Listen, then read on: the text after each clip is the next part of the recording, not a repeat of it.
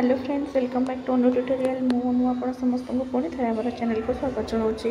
आप समस्त मैं जो भिडियोटी नहीं आसी से भिडियोटी +3 फर्स्ट ईयर सेकेंड सेमिस्टर पाई तेज चलते देखिए आज भिडियो कौन रही। आज भिडियो देखिए आम अभिज्ञान शाकुंतलम भिडियो। तो देखो कौन रही भिडियोटी आम मैंने देखा आज 5 मार्क क्वेश्चन। आम पूर्व लंग क्वेश्चन सब देखते आज 5 मार्क क्वेश्चन देखा। तो प्रथम क्वेश्चन दिए कौन मुद्रिका कथम नष्टा पुनश्च कथम उपलब्धा। तो देखो राजा दुष्यंत प्रणयिनी शकुंतला को प्रीतिर संकेत रूप में निज नामांकित मुद्रिकाटी को देते।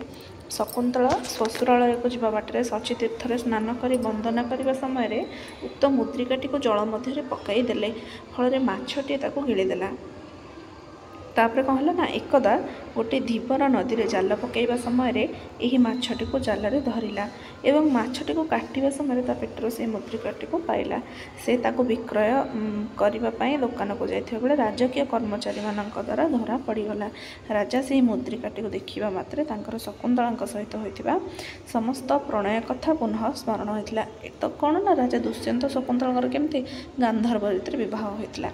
से शकुंतला को चिन्ह पारिथिले निज दोष और शकुंतला को प्रत्याख्यान कर निज निज कौन अनुतप्त होते।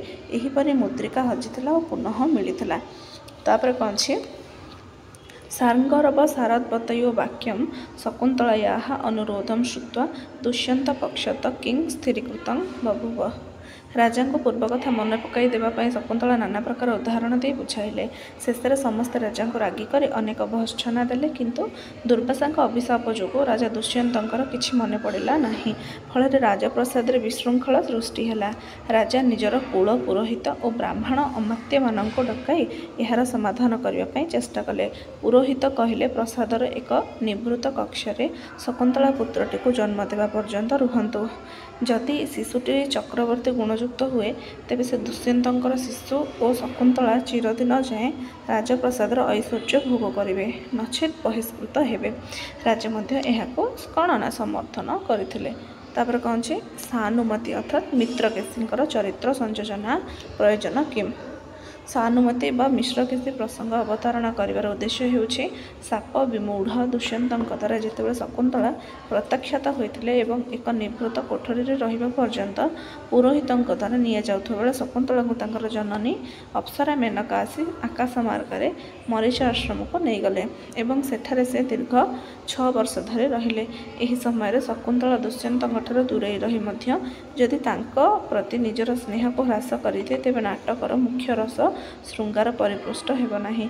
तेणु शकुंतलांकर सखी मित्रकेशी तिरस्कारिणी विद्या बल निजक गुप्त रखी आकाश मार्ग रही दुष्यंतर शकुंतला विरह सकल चिंता तथा दुखमय कहानी को निज प्रिय सखी शकुंतला निकट कही तार दुष्यंत प्रति थिबा अनुराग को स्थिर कर रखा संगे संगे अनुराग वृद्धि करिछि।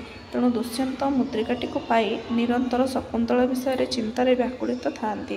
तेणु उभय को सर्वदा चिंता करने निमंते कवि जो परिवेश सृष्टि कले ताहा द्वारा नायक नायिका अंतिम मिलन अधिक मधुमय हो पारिछि एवं परिपृष्ट श्रृंगार रस अधिक भाव हृदयग्राही हो पारिछि।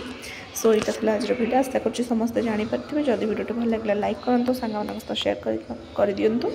तो आउ गोटे भिडियो पुणी थे आप समस्त देखा। Thanks for watching.